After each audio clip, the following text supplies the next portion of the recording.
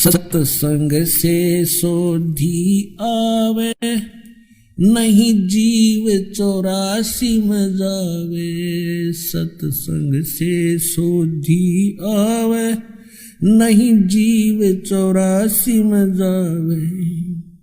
अब मेटो द्वेष और राग, हो राग या उम्र बतेरी जाली। अब मेटो द्वेष और राग, हो राग या उम्र बतेरी जाली।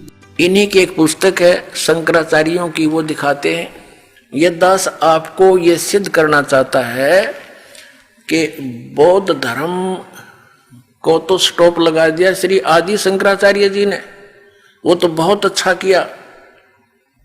और फिर इन्होंने क्या किया कि आसमान से हम गिरे तो खजूर में अटका दिए, तो हमें क्या लाभ हुआ? वहीं फिर लटक रहे हैं, पृथ्वी तक पहुंचे ही नहीं। तो अब पहुंचेंगे हम। अब देखिएगा, ये आदि शंकराचार्य जी द्वारा लिखे गए 5 ग्रंथों का एक समूह है। इसका नाम लिखा है शांकर पंचम। आदि शंकराचार्य विरचित है, पंच ग्रंथानाम संग्रह। आद्य शंकराचार्य द्वारा 5 ग्रंथों का संग्रह इसके अंदर है, इसलिए शांकर पंचम इसका नाम रखा गया है। ये आदि शंकराचार्य थे। और इसका अनुवाद किसने किया है? जगत गुरु शंकराचार्य श्री स्वरूपानंद जी सरस्वती महाराज द्वारा किया गया, व्याख्याकार इसके अनुवादक हैं। ये केवल अनुवादक हैं। और ये कहां से छपी है ये देखिएगा।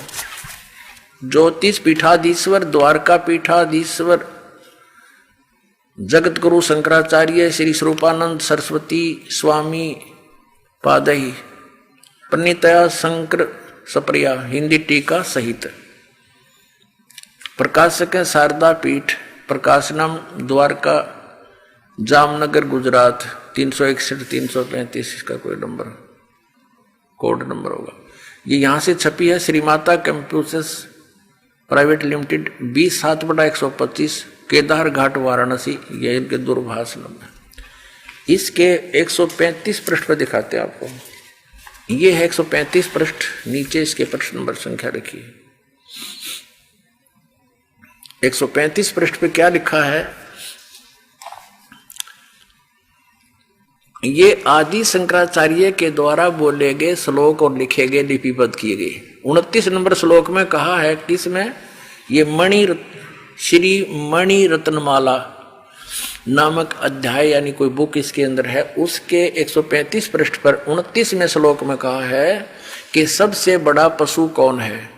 जिसने शास्त्रों का अध्ययन किया हो और फिर भी वह धर्म का आचरण नहीं करता हो, और न ही उसको आत्म स्वरूप का ज्ञान हो, वह सबसे बड़ा पशु है।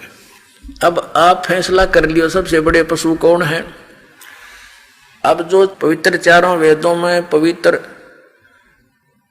श्रीमद् भगवद गीता और पवित्र 18 पुराणों में जो कुछ लिखा है और जो इनको नित पढ़ते हैं, उन्होंने इनको पढ़ा लेकिन उसके अनुसरण नहीं किया, उस ज्ञान को आधार नहीं माना, तो इससे यही वचन सिद्ध होता है कि सबसे बड़ा पशु वो है जिसने सदग्रंथों को पढ़ा और धर्म का आचरण नहीं करता, यानी शास्त्र विधि त्याग कर मनमाना आचरण करता है, वो सबसे बड़ा पशु है।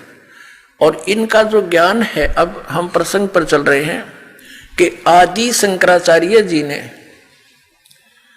ये तो अभी तक दास ने आपको ये बताने की चेष्टा की है कि हमारे लिए कौन से सदग्रंथ हैं जिनको हम आधार मानकर अध्यात्म ज्ञान को समझें, सुलझाएं।